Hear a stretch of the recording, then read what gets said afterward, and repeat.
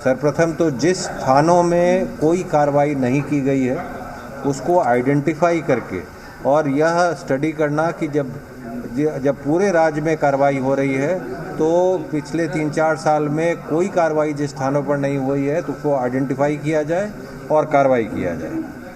जो border area से जो जिस रूट से स्मगलिंग होता है शराब का उसको आइडेंटिफाई किया जाए, उसे प्लग किया जाए।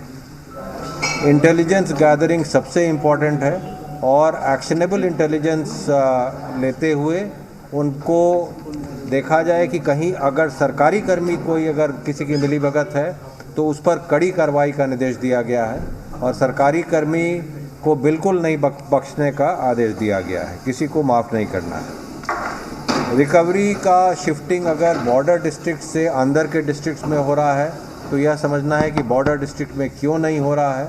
अगर कोई केंद्रीय स्तर से टीम जाती है जिलों में और उसके द्वारा वहाँ रिकवरी किया जाता है तो स्थानीय स्तर के पदाधिकारियों पर भी कार्रवाई होनी है। कॉल सेंटर के एफिशिएंसी पर विशेष बल दिया गया है।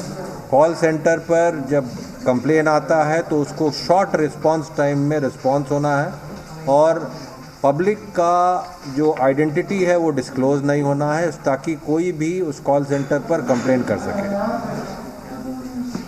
जो कमिटेड ऑफिसर्स हैं नशाबंदी की ओर, शराब मुक्ति की ओर, उन्हें महत्वपूर्ण जगह पर पोस्टिंग करना है।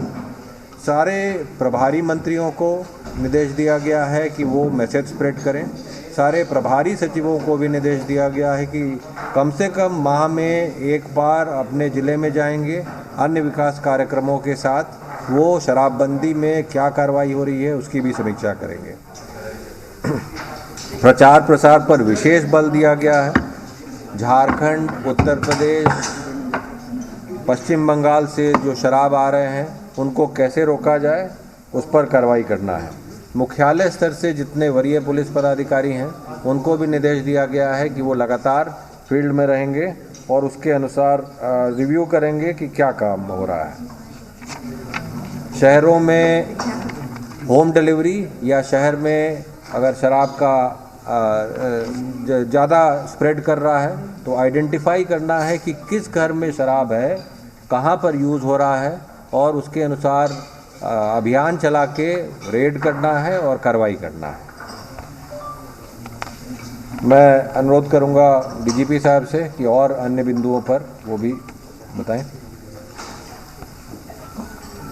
देखिए, इसमें सबसे जो महत्वपूर्ण बात है वो ये है, सर ये माइक थोड़ा सा मैं जोर की बोल देता हूँ, माइक में आ जाए। हाँ, मैं जोर की। इसमें सबसे जो इम्पोर्टेंट बात है वो ये है कि एक तो अपनी इंटेलिजेंस मशीनरी को गेयर अप करना है। हमारी जो इंटेलिजेंस मशीनरी है वो पुलिस हेडक्वार्टर्स के लेवल पर भी है और डिस्ट्रिक्ट लेवल पर भी है और उनसे एक्शनेबल इंटेलिजेंस जनरेट करवा के और लगातार जो है वो रेड्स करनी है। लगातार जो शराबबंदी में विरोध उत्पन्न कर रहे हैं या शराब का व्यापार करने की कोशिश कर रहे हैं उन पे सख्त से सख्त कार्रवाई करनी है। अगर हमारी सेंट्रल टीम यहाँ से जाती है स्पेसिफिक इन्फॉर्मेशन पर किसी भी ज़िले में कि और उसके किसी भी थाने में और वो सेंट्रल टीम के द्वारा अगर किसी प्रकार की कोई रिकवरी होती है तो संबंधित थाना प्रभारी को तत्काल निलंबित किया जाएगा और शो कॉज जो है वो हायर फॉर्मेशन पर भी किया जाएगा और जिम्मेदारी फिक्स होगी। ये दूसरा पॉइंट है। तीसरा पॉइंट ये है कि जो हमारा क्राइम की प्राइमरी ड्यूटी जो है क्राइम कंट्रोल करने की, लॉ एंड ऑर्डर मेंटेन करने की, वो प्राइमरी ड्यूटी को किसी भी तरह से डाइल्यूट नहीं होने देना है और इस ड्यूटी के साथ साथ बहुत ही मजबूत तरीके से बिल्कुल कमिटमेंट से ओनरशिप लेकर जो प्रोहिबिशन के जो लॉज हैं उसको एनफोर्स करना है, हर लेवल पर एनफोर्स करना है। जो वायलेटर्स हैं उन पे बहुत ही सख्त कार्रवाई करनी है। जैसे कि अगर किसी एसएचओ की शिकायत आती है तो 10 वर्ष के लिए उसे जो है वो एसएचओ के पद दोबारा नहीं देने की बात है और अगर किसी का डायरेक्ट टाइप का कनाइवेंस आ जाता है तो उसकी जो है उसे सीधा डिपार्टमेंटल एक्शन करके उसे डिसमिस करना है। इसके अतिरिक्त मुख्यालय लेवल पर हर ऑल्टरनेट डे पर DGP, ACS home, excise commissioner हैं और आईजी प्रोहिबिशन है, उनके स्टाफ हैं, उनको रिव्यू करते रहना है कि जो भी डायरेक्शंस दी जा रही हैं वह डायरेक्शन किस हद तक ज़मीन पे उतर रही हैं और इंश्योर करना है कि जो भी डायरेक्शन दी जा रही हैं वो हर हालत में ज़मीन पर उतरे।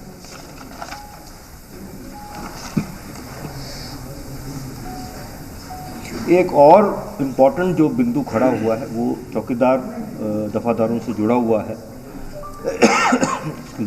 वो जो बिंदु है वो ये है कि जो चौकीदार की बुनियादी जिम्मेदारी है गांव के हर तरह गांव में जो भी गलत काम हो रहा है और इंक्लूडिंग शराब के बारे में भी कोई सूचना है वो उन्हें हर हालत में देना है। उनकी परेड पर वरीय पदाधिकारी भी जाएंगे और अगर जो है वो अपनी बुनियादी जो ड्यूटी है उसमें कोई कमी रखेंगे तो उन पर भी जो है वो सख्त कार्रवाई की जाएगी। चौकीदार हैं, दफादार हैं हमारे, और हमारा जो थाना लेवल है वो भी इंटेलिजेंस कलेक्शन का बहुत ट्रेडिशनल एक सोर्स रहता है। उनको भी उस काम में पूरी मदद करनी है और एक एलिमेंट ऑफ ट्रस्ट जो है वो चौकीदार, दफादार, थानेदार और वरीय पदाधिकारियों के बीच में ट्रस्ट और समन्वय स्थापित करना है।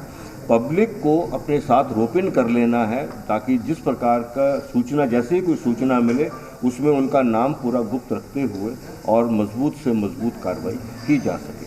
यही अभी बुनियादी बातें हैं इन पर जो डायरेक्शंस हैं वो दिए गए हैं। इनका इम्प्लीमेंटेशन बिल्कुल सीरियसनेस से और इसके वायलेटर्स पे बहुत सख्त कार्रवाई करने की जो निर्णय हैं वह हुए हैं। निर्णय ये पहले भी थे, इनका इम्प्लीमेंटेशन पहले भी हुआ है। अब इन निर्णयों पर और सख्ती से इम्प्लीमेंटेशन करने की बात है। सिंघल सर, जो कानून है, आज जो मीटिंग हुई है, जो पिछले कानून में कुछ इस बार जो मीटिंग आज हुई इसमें नया क्या जोड़ा गया है? देखिए, बात नया जोड़ने की और पुरानी कोई बात नहीं है। कानून तो जो पास है, कानून जो है वो ऑलरेडी एग्जिस्ट कर रहा है।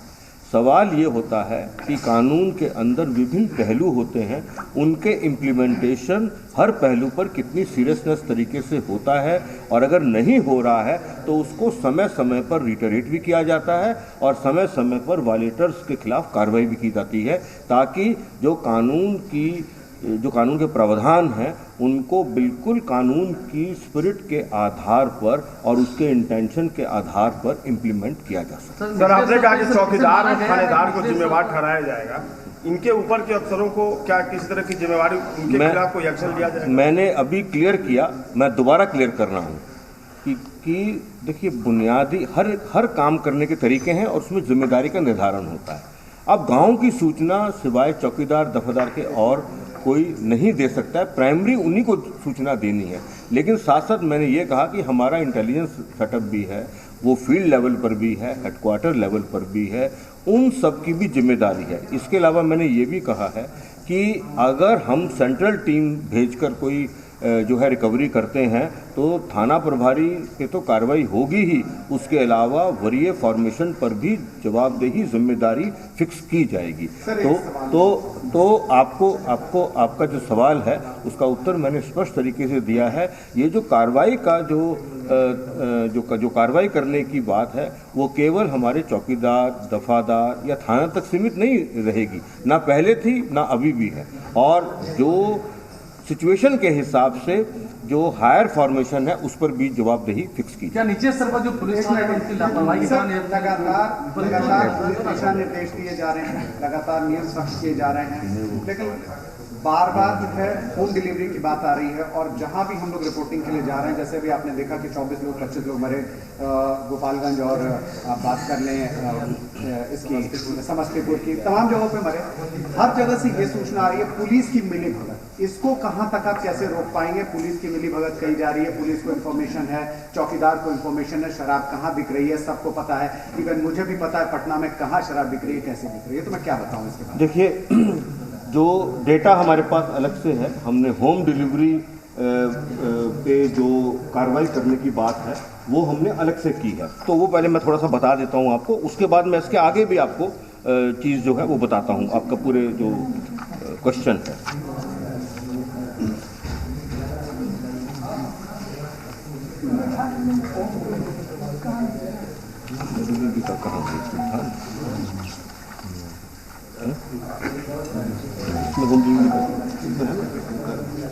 एक मिनट में आपको बता दूं।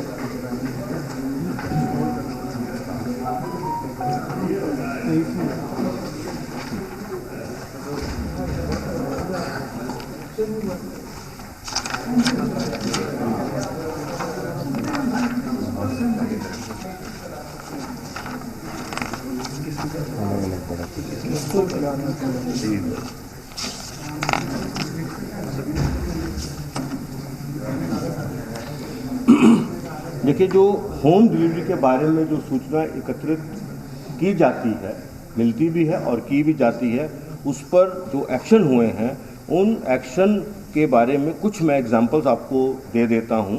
जैसे 10/6/21 को Buddha colony police station area में रेड हुआ था और उसमें 3 लोग अरेस्ट हुए, जिसमें 2 पटना के थे और 1 उत्तर प्रदेश का। इसी प्रकार से दीघा पुलिस स्टेशन में 12/6 को रेड हुई, उसके अंदर भी 5 लोग पकड़े गए जो है होम डिलीवरी में लिप्त थे और उसमें उन सब के पास से 2 लग्जरी कार मिली हैं, मोबाइल मिले हैं और 325 लीटर जो है वो IMFL मिला है। इसी प्रकार शास्त्री नगर थाने में भी 9/7/21 को रेड हुई और उसमें भी रिकवरी हुई है, 1192 लीटर्स की इनोवा वैन मिली है और 1 आदमी जो है वो अरेस्ट हुआ है। ये मैं आपको सिर्फ उदाहरण ये बताने के लिए दे रहा हूँ कि होम डिलीवरी की बात जो है, विशेषकर पटना जिला की बात के परिप्रेक्ष्य में मैं ये कह रहा हूँ कि हम लोग पूरी तरह सजग हैं और समय समय पर बहुत स्ट्रॉन्ग कार्रवाई हुई है और आगे भी हम इसी तरह से सूचना ले करके कार्रवाई करेंगे। पूरा जो पुलिस तंत्र है, पूरा हमारा एक्साइज डिपार्टमेंट है, पूरा हमारा एडमिनिस्ट्रेटिव सेटअप जो है वो इस लॉ को पूरे दिल से, निष्ठा से, ओनरशिप से, मोटिवेशन के साथ साथ उसको लागू करने के लिए प्रतिबद्ध है और इसमें किसी प्रकार की कोई कमी किसी कीमत पर नहीं आने दी जाएगी और जो लोग इसमें किसी तरह का व्यवधान उत्पन्न करेंगे उनके खिलाफ कठोर से कठोर कार्रवाई की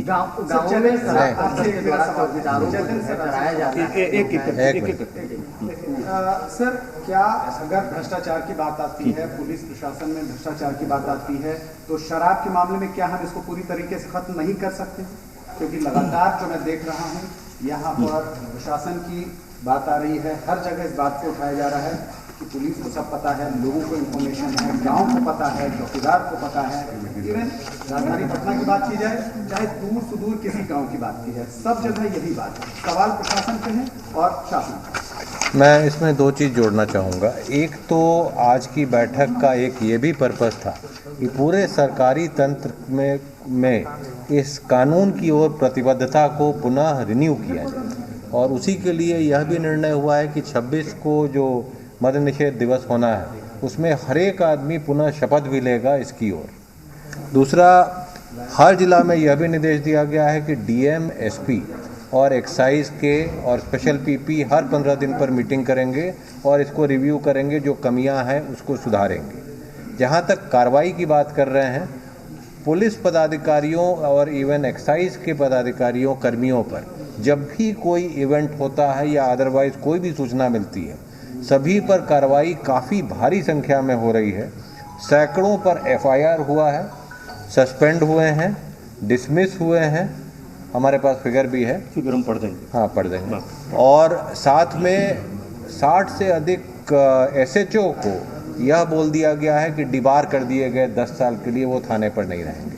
तो लगातार सरकार इसकी ओर सजग है और जिस पर भी सूचना मिल रही है, जिसका मिलीभगत पता चल रहा है, उस पर लगातार कार्रवाई की जा रही है और वो किया जाएगा और जोर शोर से किया जाएगा।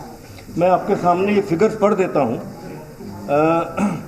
कुल 206 लोगों को सेवा से बर्खास्त किया गया है, जिसमें 2 इंस्पेक्टर हैं, 30 सब इंस्पेक्टर हैं, 37 ASI हैं, 128 सिपाही हवलदार हैं और 9 जो हैं वो चौकीदार दफादार हैं। इसके अलावा कुल 245 लोगों को वृहद सजा दी गई है, जिसमें जो है वो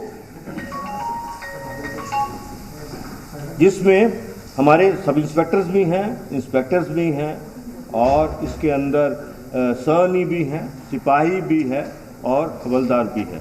इसके अतिरिक्त वर्तमान में अभी 654 डिपार्टमेंटल एक्शन अभी भी चल रहे हैं। इसके अलावा कुल 4 inspectors, 46 police sub inspector, 46 ASI, 168 सिपाही हवलदार, 60 चौकीदार दफादार, इन सबके खिलाफ कुल 324 प्राथमिकी दर्ज की गई और जिनमें से 257 में आरोप पत्र समर्पित कर दिया। तो जब आरोप पत्र चला जाता है तो डिपार्टमेंटल एक्शन में डिसमिसल होता है।